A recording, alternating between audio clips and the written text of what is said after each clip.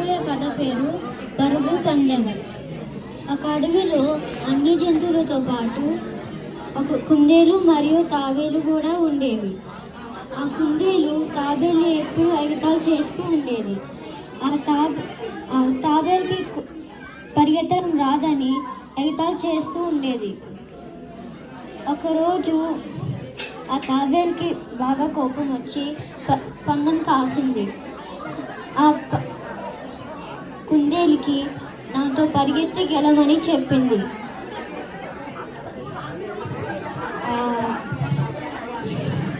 ఆ కుందేలేమో పరిగెత్తడం రాని నువ్వెట్లా పందెం కాస్తున్నావు అని నవ్వింది.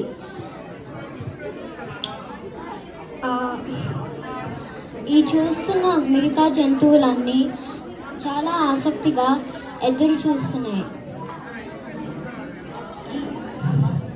ఒక రోజు అయినాక పందాన్ని మొదలుపెట్టాయి. ఆ కుందేలు కొంతసేపు పరిగెత్తినాక వెనక్కి చూస్తే తాబేలు అస్సలు కనపడలేదు. తాబేలు నడుచుకుంటానే ఉంది. కుందేలు మాత్రం